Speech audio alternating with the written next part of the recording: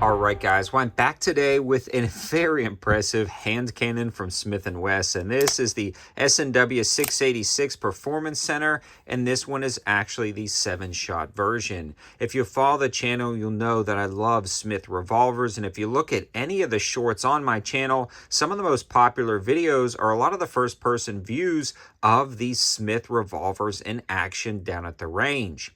Now, I already have the 8-shot version and did a full overview and update video on that, but I haven't had the 7-shot version, and I really wanted something that I could take to the range, utilize as a functional and practical revolver, but still have the looks and feel of that 8-shot, but also without breaking the bank. I snagged this one used at a really good deal, so I'm super pumped that I grabbed it. Now, when I pulled it out of the box, it was in like new condition, so I feel like I can do an accurate representation of this gun if you decided you wanted to grab one.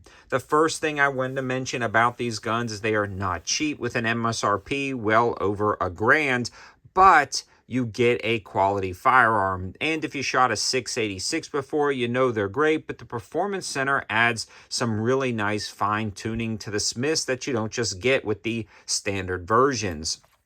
We're going to be talking about the specs and features of this revolver, starting with the grips, and the actual factory grips are right here, moving along to its performance, and then finishing off with why you might want something like this in your collection. But before we do, I want to give a huge shout out to Target Sports USA, their Ammo Plus membership service, as well as their own in-house lineup of New Republic ammo.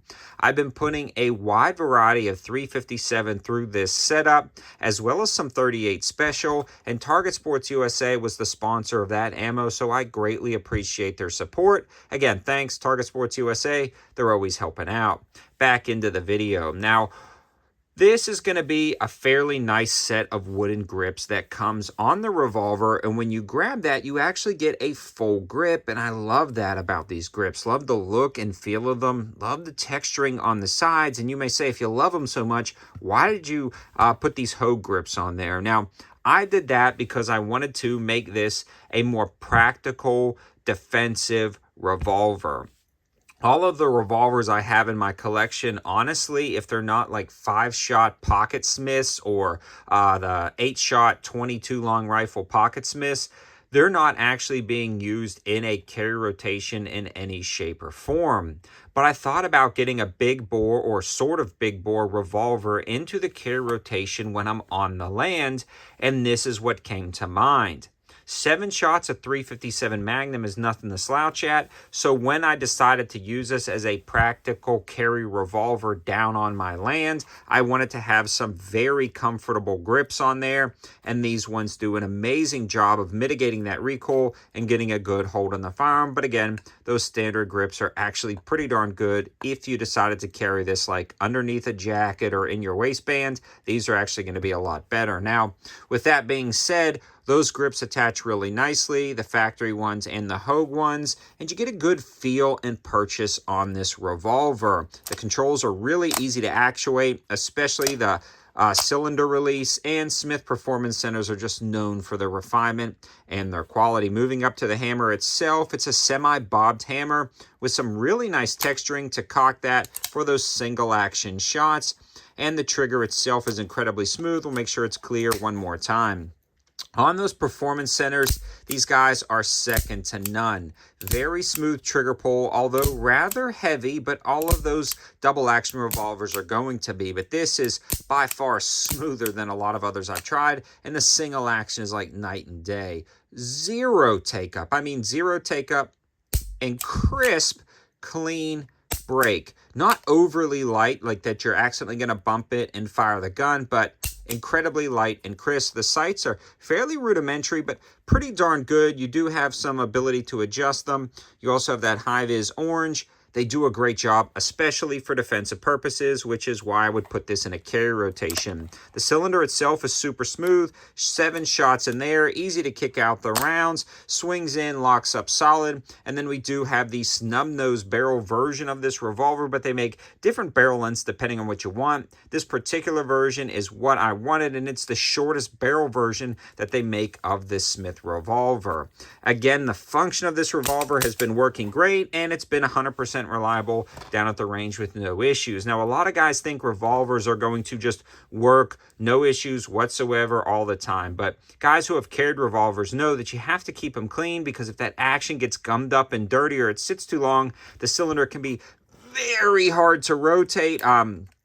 It can be very hard to fire the gun, so make sure you keep your revolvers clean. They're not something you can put 500 rounds through and just let bake on that carbon and expect them to work the next time you pull the trigger. There's nothing magic about a mechanical device. But this one has been 100% functional, no issues whatsoever, and it's actually been very accurate down at the range with no issues there either. I really like something like this for a kind of, I wouldn't necessarily say like a bear gun, but more like a I'm checking on the land gun. I may encounter something that's actually fairly large that I need to take down, or I may want to use this as the defensive revolver. Somebody who wants a home defense gun but doesn't really want to deal with the semi-auto nature of racking a slide or worrying about if there's one in the chamber or not one in the chamber. Newer shooters who are going to take their gun out maybe once every month or once every 2 months, they remain proficient. They can hit their target. They're being safe, but they just don't quite want to go into the full semi-auto route. This is going to be an amazing gun for that. 7 rounds at 357, practice with 38 special, smooth trigger, great sights. I mean, I would not feel undergunned if I had this in my nightstand. Now, you do get the disadvantages of no light underneath a semi-auto or limited capacity, but this is great. Like this or the 8-shot version, if I had to have a nightstand revolver, that would be the one of the ones I would be selecting from. I really like it. I think you will too. Let me know your thoughts in the comment section below. Would you ever practically carry a revolver in any situation? And honestly, I'm still going with my standards for most carry situations, but occasionally I will grab this, throw it in that leather holster, carry it down to the land, and I definitely feel well prepared with this on my hip when I'm just kind of walking around down there checking things out. Hope you guys liked the video. Hope it gives you a little bit more perspective on some classic carry revolvers. I still, again, think there's a point, but I want to hear your thoughts. And again, a huge shout out to Target Sports USA for all the ammo help. Thanks for watching, guys. Have a good one.